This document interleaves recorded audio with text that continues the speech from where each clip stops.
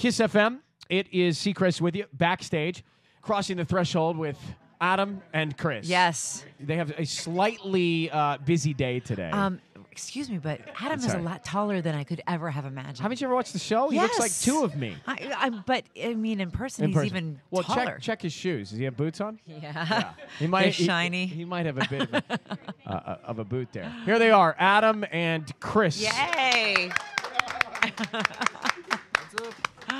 Well, we now are finished with the season. The votes have been counted. I don't know what has happened yet, but how did you feel about last night, Adam, when you have a chance to let it all sink in? Oh, it hasn't sunk in yet. It has not sunk in. No, it's sinking as.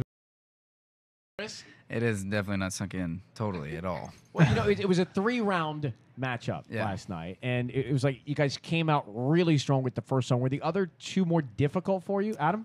The last song was Quick Study, the song that Kara No Boundaries. wrote. Yeah, no doubt. So I mean, and it's a mouthful. There's a lot of lyrics. It's a great message though, and a great hook. So I just did the best I could with the short amount of time I had to live with the song, and sang it from the heart as best I could. Kris, how about for you, the roller coaster of the hour? Yeah, I felt like the first song went really well, and the next two, that Simon Fuller song, "What's Going On," is a huge song, and so I think a lot of pressure was on that song, and so it didn't come off the way that everyone thought it was going to. But in the last I really song, liked it. Thanks. I thought it was gorgeous. Appreciate that. What kind of meaning do you think is behind those songs in his choices for both of you? Yeah, he picked some huge message songs, I feel like.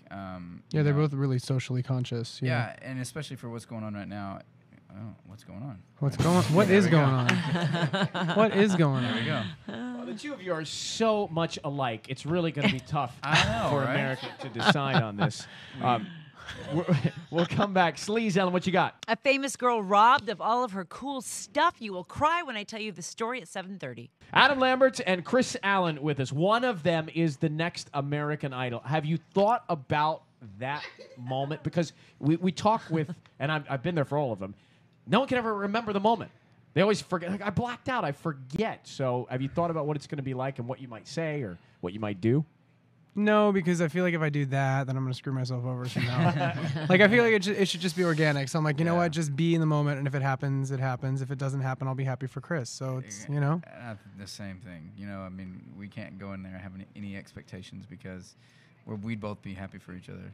Totally. Yeah, and this show continues to surprise everyone all the time. Yeah. So. But now, Adam, you have certainly, it's obvious you've been a judge's favorite from the beginning. Did you ever feel like maybe you wanted them to put the brakes on the compliments so that there could be a backlash? Well, I think, at one point a couple weeks ago after the big band round, I was in the bottom 3 that week. And, I think that was kind of a wake-up call.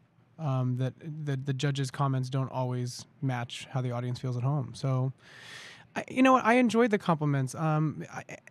From day one, I got into this competition to just sing every week, and it wasn't really to quote unquote win or to compete. It was more to just stay in as long as I could to perform for as many people as possible. So my eyes weren't ever on that prize. It was more on, oh, cool, I get to do another week. I get to do another theme, another tune.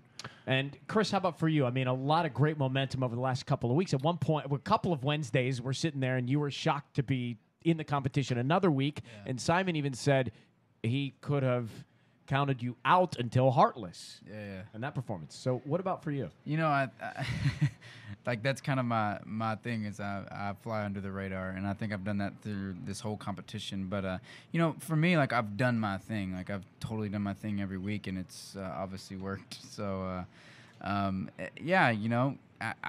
thought I was going home almost every week. You never know. You never know who's going home.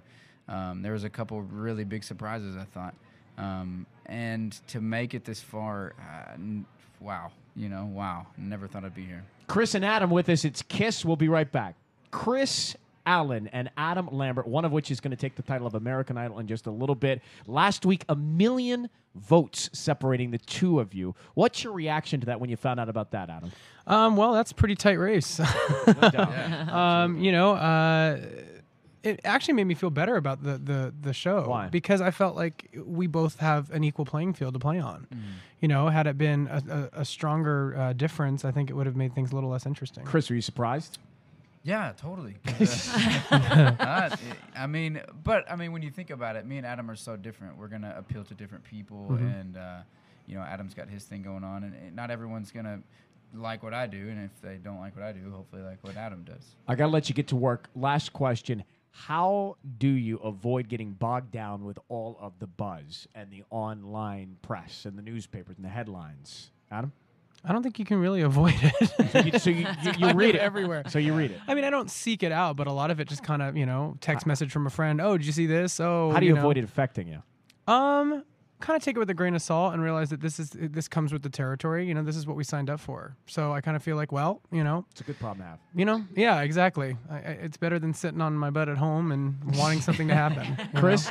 Yeah, I mean, I guess if people are talking about you, that's a good thing. My favorite is when I read an Adam quote and he's like, something, hello? Like, there's an sometimes in the quotes. Really? All right, we will see you in just a little bit. Good luck to both of you. It's been fun. It's been a lot of fun. Thank you. Thank you. Chris and Adam, it's KIIS FM.